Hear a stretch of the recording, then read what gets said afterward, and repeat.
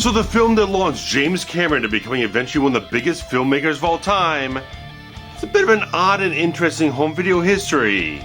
So I'd like to take you through it from analog all the way up to Blu-ray in this home video retrospective on the Terminator.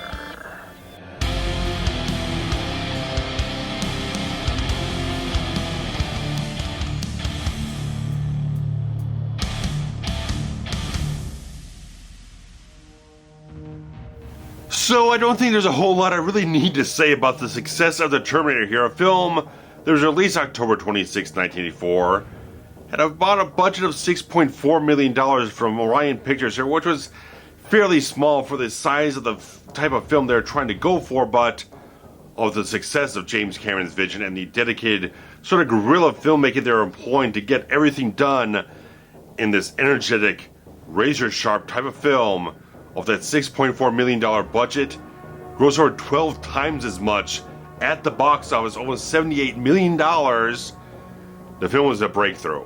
It launched James Cameron to the stratosphere, enhanced Arnold Schwarzenegger's star power after Conan the Barbarian just made all these things kind of just move forward in such an exciting fashion for many different careers here. Stan Winston, guy handling so many of the practical and animatronic effects, launched him as one of the major names in the entire field. This film just did so many great things. It was just a landmark type of film that just created all these different things. Of course, made a slew of different sequels and stuff like that. A whole major franchise spawned from this little film that a lot of people just didn't think was going to be anything special. A lot of studios turned the whole thing down, and just certain connections they had through Roger Corman that James Cameron came up with kind of get everything tied together with Orion Pictures and Hemdale and stuff like that to make this film happen in the sort of running gun type of way they had to, and just like came through as a brilliant film. Absolutely positively just changed the whole thing, where it's such a thing where the film has a certain quality where it could have been kind of whittled down to sort of this kind of cheap B-movie type of quality, but because James Cameron has such amazing vision and so many energetic and interesting and innovative ideas, it made it such a much more elevated type of film above the concept, and such the thing that he took from his script and his ideas and his visions, created an amazing film. But as things go on to this whole home video format stuff, where this is the boom of home video at this point, because the Terminator originally did get released on VHS and Laserdisc and Betamax. Now, of course, what I'm going to mainly focus on in these analog video years is the Laserdisc releases, with a few minor things on the VHS front, but such the odd thing going forward, because obviously you release in 84 and then the film eventually comes on video in 1985, and it's probably gone out to a few different theatrical markets around the world and stuff like that, and still being released in different places, and eventually does get a lot of different foreign releases, but there are not a lot of things where they could talk about in those regards when you had so many different things with Terminator 2, and the retrospective where I did on that.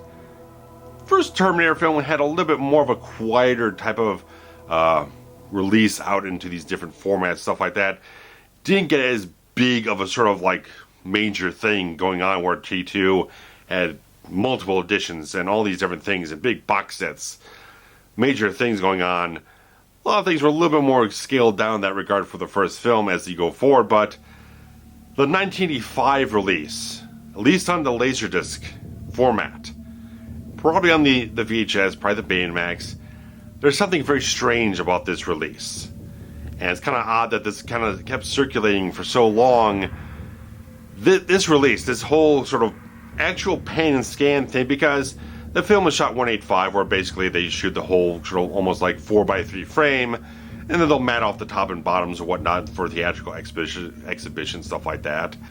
Well, apparently with this film, for the 4x3 releases that I've been able to see the transfers of, they mainly just cropped in the sides of the widescreen frame with maybe a little bit of extra headspace in some shots here and there, but mainly they just cropped it off and put it out there that way, which is a bit of an odd way to approach it. It kind of crowds the frame in some places, and just seems kind of an arbitrary choice. And of course, sometimes when you're opening up the top and bottom mats, maybe you're seeing things in the frame that are not supposed to be there, the stuff that they knew would be masked out later on, such as maybe a boom mic or lights or some other odd little things. So it's kind of a particular arbitrary choice they made there, but they handled this entire transfer very strangely, because it is actually a PAL sped up version. Because as we'll go along here, when you go into PAL format in the European and various other territories such as Australia and various things, they had a little bit of a speed up on the whole thing for the PAL format, because that was 25 frames per second, where a film was 24 frames per second. And obviously, when you got the video, they did the entire telecine process to properly take the entire film, which is 24 frames per second, and move it over to the much more 30 frames per second thing for NTSC video, but there's no speed up or anything like that. They did a proper sort of mathematical, algorithmic sort of transfer to that whole thing because of all these technical sort of things going on with NTSC video formats at the time. Much more complicated. You can find better videos to explain it to you. Basically, when you get on NTSC, it's basically exactly the same speed and all this type of stuff as you had theatrically. In the PAL format, it's sped up slightly for that 25 frames per second, and oddly enough, again, this Laserdisc release, which was put out through HBO Thorn EMI, has that strange speed up, but it's still an NTSC disc. So it's very strange because, again, if you're speeding it up slightly, it also changes the pitch of the audio. That's the kind of thing that everyone's kind of picked up on, is that the pitch of the audio is a little high, but it's actually because the entire thing's been sped up. And the transfer on this thing, video-wise, is fucking terrible. It's fucking awful. It looks like they duped it from another videotape source, which is probably not far from the fact of it. I just don't understand. There's no really documented information about how this happened or where the actual source came from. They probably took it from either original negative or something like that, and then duped it off from another video source that's PAL and stuff like that. It's very, very strange, because there's no reason why it would come out on a PAL format before it came to NTSC, because it probably got released in European markets much later than it did in the US, so it's very strange. And again, the quality of the video transfer is very, very washed out. It's very kind of soft and not very sharp at all. Just very, very poor quality. It's not very good. When you compare it to any of the other video transfers, it's not very good. Now, because the entire film was pretty low budget by the time you spent money on Arnold Schwarzenegger, all the effects work and all these different things, by the time you get to post and Brad Fiedel's doing his score and they're doing the sound mix, they didn't have enough money to put up for a stereo mix, so they had to maintain a mono mix for the entire film. So that's how it screened theatrically. That's how it went on home video for the longest time. And this original Laserdisc release does not have digital audio. It just has analog audio. Now, it's important to note that this was not the same thing that was airing on the home box office premium cable network at the time, because they got much more of a direct transfer from Orion Pictures that was probably used throughout the late 80s into the early 90s. And this transfer was ended up using on the 1989 Image Entertainment 4x3 Laserdisc release. Now, this release does offer digital audio. Despite the fact that it's labeled as stereo, it's still just the regular mono mix. But obviously now it's a little better quality here because you got digital audio instead of the analog stuff mainly. And this transfer, even though it still seems probably taken like from the original negative and they didn't redo any of the color correction or color grading type of stuff. So it's still a lot of kind of neutral colors, very bright image in a certain way, but it's a much clearer type of thing. The entire PAL speed up problem that's on the original Laserdisc release is not present here, so it's a much more faithful, proper transfer of the whole thing. And basically it's just a clearer, sharper picture.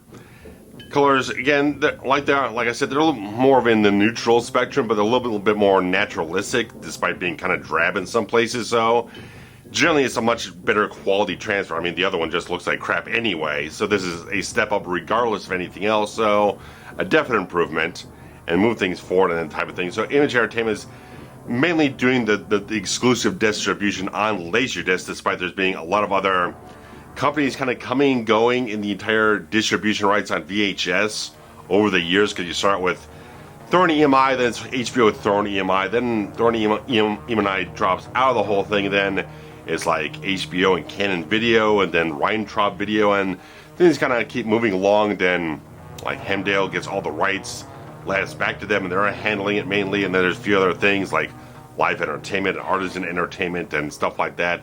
It keeps kind of rolling down the whole damn road here as things go along throughout the entire course of the 80s into the 90s, late 90s. So rights on that front kind of shift all over the place, and there are slight differences in some of these releases because we have the whole thing where Harlan Ellison, the famed sci-fi author, kind of had a big problem in a certain way that he saw a lot of similarities in the Terminator against 2 episodes he did for The Outer Limits many years ago that, like, he went to court, got a whole settlement type of thing to have his name put on the end credits as a sort of acknowledgement to him, not kind of saying anything more than just like an acknowledgement of his works as a sort of possible sort of like, might have taken my ideas, not saying you directly ripped me off, but I just want a little credit here because there seems something a little too familiar about everything that's put into this thing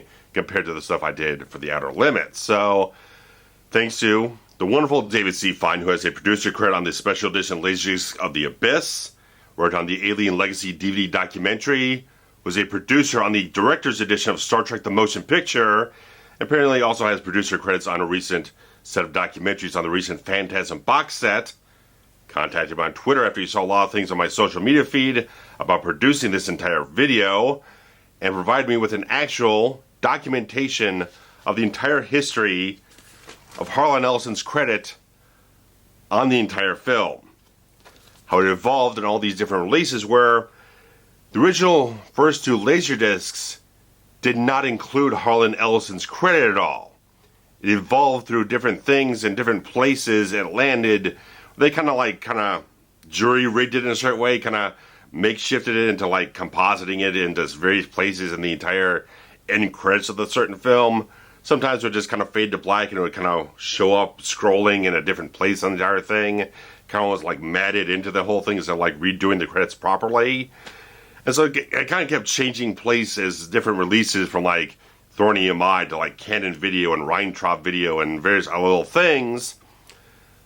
And so he kind of documented all that type of stuff and kind of presented actually to Harlan Ellison himself to see that they were finally kind of doing a much more of a concrete alteration to the actual film itself when it came out to the 1991 widescreen Laserdisc transfer they did from an actual theatrical film print.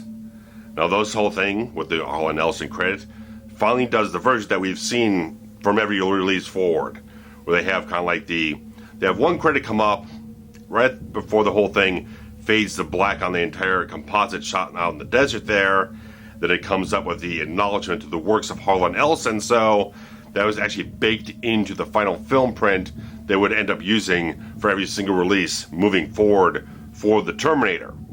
So it's a very interesting type of thing, how they kind of evolved and how it kind of slipped under the radar for those first 2 Laserdisc releases. Because I scrolled up and down all over the place. It's nowhere to be found on those things. You have to get the earlier VHS tapes to kind of see these kind of anomalies and how they try to kept kind of finding a place to squeeze it in there somewhere just to kind of be correct on the whole thing, but they never made that effort for those other releases. So very odd type of thing in that regard, but with the 1991 Laserdisc, it's a vast improvement just like all over the whole place. The entire thing just looks so much better because now it's much more representative that signature James Cameron look and style. The entire color palette of the film has all those kind of blues and the cyans, stuff like that, into the photography of the actual film. The look of the transfer is not quite so bright anymore. It's a little bit more that kind of just regular ambiance and mood type of stuff. This looks much more faithful to that Adam Greenberg cinematography the film was really going for. It feels much more proper in this type of way, obviously because this would be exactly what you would have seen theatrically coming from a theatrical film print. Now, of course, this ends up being like the standard transfer used across the board for the next several years for VHS, Laserdisc, pan scan, widescreen, all that type of stuff. This is it. It's a much better quality thing overall, just much more better representative of the entire film. And of course, being 1981, this is all because Terminator 2 is coming out, and they want to present the original film the best quality possible, of course, widescreen as well. And so, once T2 hits home video, they get a really nice VHS box set, putting both films in there, along with a third tape with a making of featurette for both films, along with a full color booklet, nice sort of almost like leather vinyl box set and everything like that. It looks absolutely gorgeous. kind of still kick myself for not picking up a couple years ago to half-price books when it had a really nice price, but I kind of decided not against actually purchasing it. Now I kind of wish I did have it, and it goes for much higher prices than half-price books sold it for many years ago. But really nice type of thing. So you got both films in widescreen, behind-the-scenes stuff, all this type of stuff. Really nice piece of work to put that together. When you get up to 1995 here, now you've got a THX certified widescreen Laserdisc, an entire thing with George Lucas's sort of theater quality experience certification type of thing. For the longest time, if you went and got that THX logo on the thing, that meant the world to people. It was like, this thing is THX certified, it's going to look great, it's going to sound great, and it does. It's a great goddamn release. And this was a completely new transfer from the film's interpositive. So you got a better sense of clarity than you had from the theatrical print you had for the previous Laserdisc, and it's much more perfectly tuned into the exact color grading, clarity, and contrast James Cameron wanted for the film. So this is the most sort of like representative of exactly how he wanted the film to look when it was theatrically released. And with this coming from the interpositive, it's actually a much brighter transfer than you had for the theatrical film print, because typically goes original camera negative, then you do all the color grading which is applied onto the interpositive, then they'll do an inter-negative, and then that is what all the theatrical film prints are struck from. So stepping back a few generations, you get a much better, pure source of clarity and color and contrast and brightness, all that type of stuff. So it's much more purely representative of what James Cameron had the film look like. So very interesting to kind of see how all the color grading kind of looks a little bit different here, where some things in certain other transfers look a little more blue. This one's shifted a little bit more teal, not as much as the Blu-ray transfer we'll get to later on down the line, but there is a very strong consistency in a general sense of how those two look. And the mono mix on this release, the THX certified widescreen release, is goddamn killer.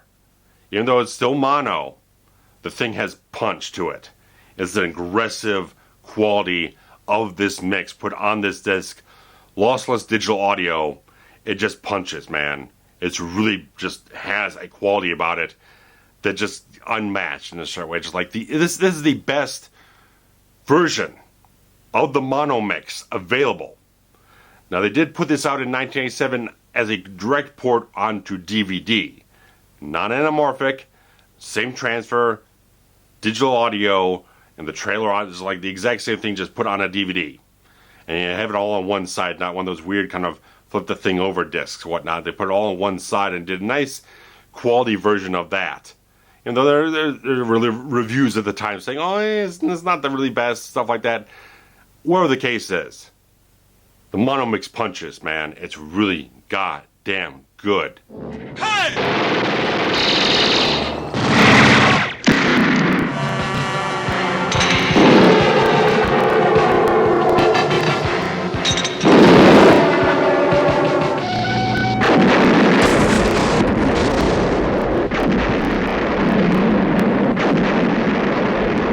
And moving on from the 1997 DVD release, there's obviously a lot of VHS reissues, stuff like that, using the THX Master. And at least in 1995, they did put that out on VHS with a nice letterbox edition. Nice type of thing to have that on VHS, even though the Laserdisc does have the better picture quality and obviously the digital audio, but nice to see they put forth the effort to give it a standalone letterbox edition. But they put it out in a couple of different things. They put on this kind of pointless sort of limited edition VHS, which there's actually nothing special about it except for slapping limited edition on the box itself.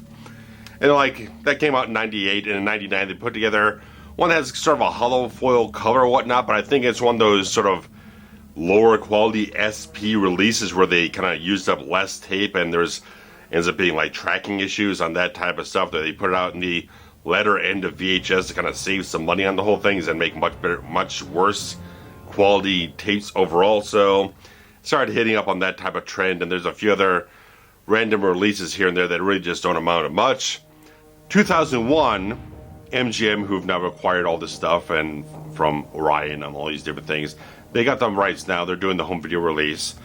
They put together a nice special edition release of the whole film. with this wonderful hollow foil cover. Looks beautiful.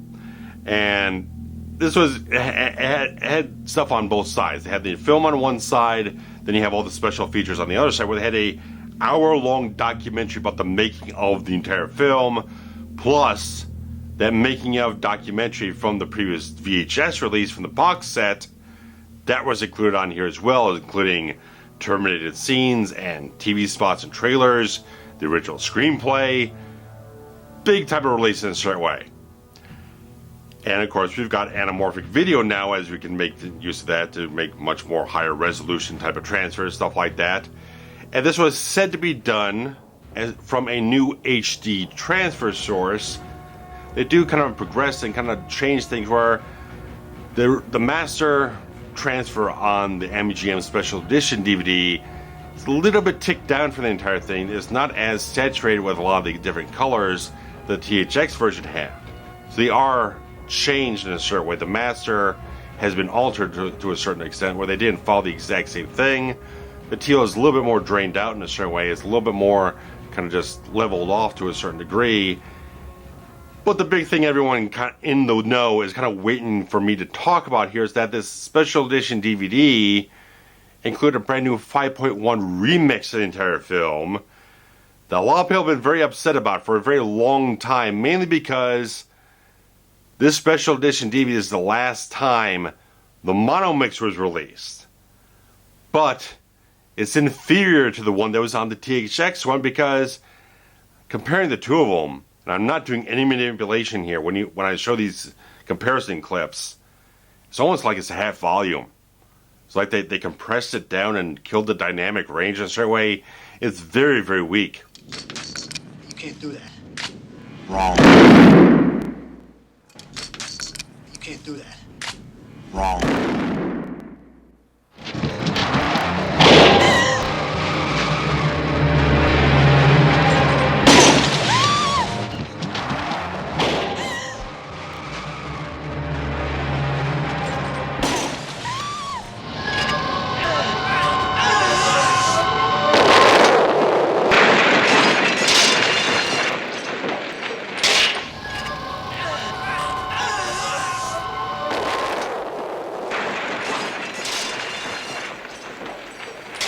And it was confirmed at the time that composer Brad Fiedel did come back in for the 5.1 remix to reorchestrate parts of his score for it. If you kind of listen to how the score is in this remix and compare it to his remastered and remixed soundtrack release, which was in stereo many years later, there's a certain similar quality to how the ambience and the way he pans things back and forth, like in the main theme, how the electronic jumpies kind of go back and forth between left and right things, stuff like that. It is orchestrated a lot closer to eventually how his approved version was for the remastered release of the soundtrack. For the 5.1 remix, they altered a lot of the sound effects in the entire film. A lot of the gunshots have been altered. And because they use in the original mix, they use like the Dirty Harry 44 Magnum type of thing for pretty much all the handguns, all the pistols, stuff like that, which doesn't entirely fit for the actual weapons, but as they did this entire thing with new sound effects, they kind of killed a lot of the really powerful sort of sound effects they had in the original mix. They sound a lot more like, almost like silencers in a certain way.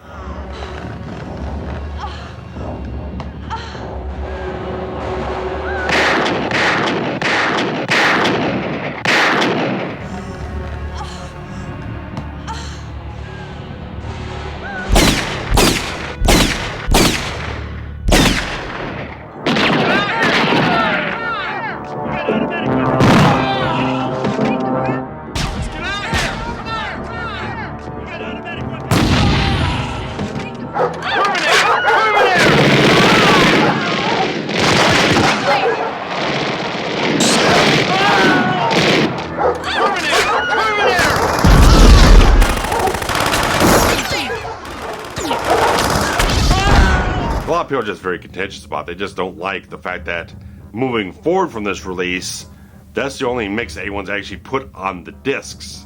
And it very much pisses people off because a lot of people just prefer the mono mix because they just have stronger quality in certain things with the sound effects. Some of the dialogue is mixed a little bit more properly in this whole thing. It just sounds a little off in the entire 5.1 mix in certain places. Just because you had everything was recorded mono and stuff like that, it's kind of hard to kind of create space with remixing everything like that.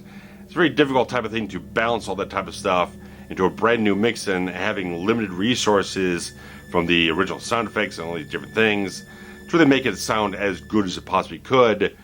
People just want to have that mono mix because it has so much punch in the THX version, and they cut the entire thing down through bad mastering and compression qualities on the special edition DVD.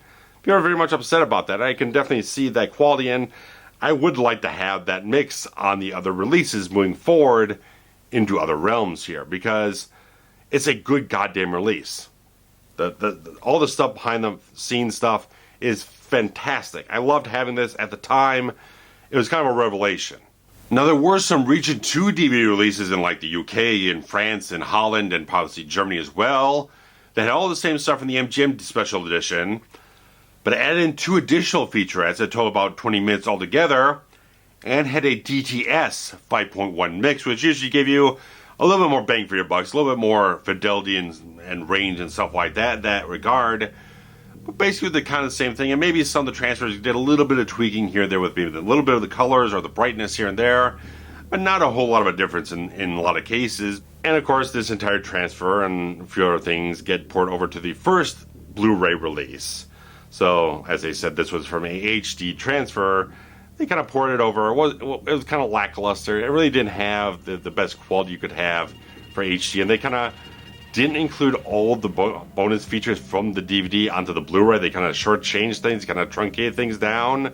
So it wasn't the hottest release to put out in like 2006 or so. But obviously, it's a very, very highly regarded, very powerful film. The entire lexicon of Schwarzenegger films, James Cameron films, stuff like that.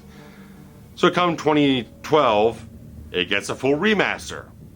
And this was done as a 4K transfer and supervised by James Cameron using his typical colorist of Skip Kimball, who, if you watch my episode on The Abyss and True Lies, this was the same guy who was supposed to be working on the HD color grading for The Abyss about 2 years ago that we've got no goddamn follow-ups on, but this guy is a regular collaborator and colorist for James Cameron, so Cameron was involved with it, his regular colorist was involved with it, so these guys know exactly what they're doing and know exactly how to communicate and know exactly what they want to do. So seeing this thing getting transferred from 4K from the original camera negative and getting all this cleanup work through what was Lowry Digital and became like Reliance Media Works, stuff like that. They worked on stuff like the Poseidon Adventure Blu-ray, and they worked on the Star Wars original trilogy Blu-ray, stuff like that. So few things, they're various qualities, but they went through, they cleaned up all the defects, all the dirt and scratches, and made a nice clean version of the whole thing. Very good quality in that regard. The quality of just having a cleaned up print and stuff like that is very good. It's a very good quality transfer, but again, everyone has problems. People don't like how the film looks now. They don't like how the color grading looks on the Blu-ray, and I had some problems with it at first. When I first grabbed this disc up, I just didn't really care for it. I did kind of like that kind of grittier type of look to the entire film. I liked having it look a little rough around the edges here and there. So I kind of bought the Blu-ray and then got rid of the Blu-ray, and I just kind of sat around with my DVD and then eventually my THX Laserdisc and stuff like that. But eventually came around to it looks really good to my eyes in terms of just the quality of you have a 4K transfer, nice film grain, good contrast, stuff like that. But people don't really like how the color grading was done. It's a little teal, it's a little green here and there. People have certain problems. And there's certain things, again, we're still stuck with the 5.1 remix, and there's no mono mix on the entire Blu-ray transfers on any form, on any market, any region. It's all the exact same thing. It's all the exact same thing. You can't find the mono mix on any HD format. So it keeps bothering people. And again, they're still not importing over all the bonus features from the special edition DVD. So you're kind of getting kind of lesser returns, diminishing returns.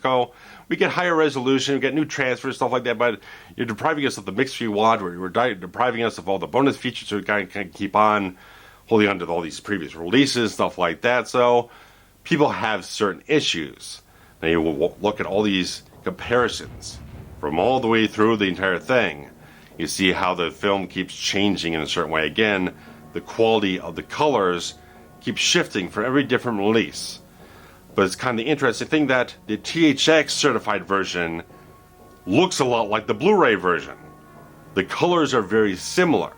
Now, whereas the 1991 and the 2001 transfers seem to lean much more towards a pure blue look for the film, both the THX version and the remastered Blu-ray push more towards a sort of teal color palette, with the Blu-ray definitely pushing things much further on the color saturation levels there. Now, of course, MGM is not the biggest company. They always have these financial struggles and difficulties, stuff like that. So they've been licensing a lot of their stuff out. So anything they're doing that eventually gets a 4K UHD disc, they've been licensing it out to Kino Lorber, like Hannibal, the Ridley Scott film. You got stuff with Good, the Bad, the Ugly. You got Mad Max. These are all been Kino Lorber releases. MGM themselves are not dealing directly with distributing stuff, because a lot of their stuff over the years had been licensing deals with 20th Century Fox. Fox handled a lot of their physical media releases, but now that's all in Disney and stuff like that. So they're kind of going off and kind of probably had deals expire, stuff like that. So they're kind of going along the reins of, let's make a deal with Kino Lorber. They can handle certain releases. They're doing really fabulous work from what I'm hearing. A lot of the good stuff with the Good, the Bad, the Ugly thing, they put a lot of man hours on that entire thing to make it look as good as it possibly could, and people are getting a lot of praise for that. So it's kind of the interesting thing, because they already have the 4K transfer there from the 2012 type of thing, and they'd probably maybe go in there with the HDR pass and do a little bit of manipulation here and there about the colors, stuff like that. Give it a little bit of an update, but I can't imagine, especially with all the things with James Cameron here, because again, he supervised the transfer for Aliens, for the Blu-ray, the box set and everything like that. He supervised that because they went through such an extensive thing, because they had such very kind of grainy type of film stock they were using at the time, this Kodak film stock, I believe, and they kind of had to go in and do a lot of degraining, kind of get the entire thing, kind of cut down a lot of the grain on the whole film, not aggressively, but they just kind of want to smooth it out to a certain extent where it's not too noisy, and they had to do a lot of different things. So Cameron was very intimately involved with that. He was very intimately involved with the remastered version of the Terminator, and of course he approved the kind of atrocious Terminator 2 4K disc. That wasn't good. That really didn't go over well with the entire 3D goddamn thing, and they scrubbed all the grain out and did really bad colors on the thing. I just don't think the Terminator 1 looks better than the T2 4K stuff, but regardless of that, the Terminator is such a very interesting film to just explore in that regard, because we're just trying to get that ultimate release. We want to get that ultimate release with the best possible version of the mono mix, a lossless version of it, really good quality to it. If you want to put the 5.1 on there, probably going to do that. Just options. People want options. Don't take options away from people. That's when it kind of bugs the crap out of them. But again, people are kind of like the Blu-ray, the remastered Blu-ray. They don't like the green push and stuff like that. They want to do stuff. So there's been fan edits and whatnot that have gone in and recolor grid the whole thing and slapped the Laserdisc audio on and stuff like that. Fans have gone through and tried to make their own versions of it, not re-editing the whole thing, but just sort of mastering it towards their liking and stuff like that. So very interesting stuff. But as I do, I focus on the official releases, because that's what you go out and typically buy. But just waiting is eventually got to happen. If they already have a 4K transfer sitting around, all they got to do is ink a deal with someone and have them take care of it. So I'm sure Kino Lorber could do a fantastic job of a 4K UHD on the whole thing. We'll just see. We'll see what happens, who they ink a deal with, how they put things together, because I'm sure they probably want Cameron involved to some extent. They have that HDR pass and various other things done. So Cameron has a very interesting way of handling these things, and he's not always concerned so much about the home video legacy of his films in a certain way, because we covered Abyss and True Lies of sitting in purgatory for goddamn eons. But eventually we'll probably get 4K one for Aliens. Disney's kind of leaking stuff out from the Fox vault now that I've already gotten 4K transfers from when Fox was still in control of things. So we'll see where things kind of go with all these James Cameron things feeding out into the realm of everything. But great stuff. So guys, thanks so much for checking this video out. I really put in a lot of effort to grab all these different fucking Laserdiscs, and it was really fun. It was really kind of fun to kind of look at all this different stuff and just kind of examine the entire thing. It's like weird how films kind of shift around in different home video formats and they get all fucked up in a certain way. I got other things to talk about in that regard later on down the line, but for this home video retrospective on Terminator, thanks so much, guys. We'll actually be having an audio commentary for both the Terminator and Terminator 2 coming up this summer. So guys, stick around and keep an eye out for that on the channel. Hope to see you on soon. So thanks much. Take care. Bye-bye.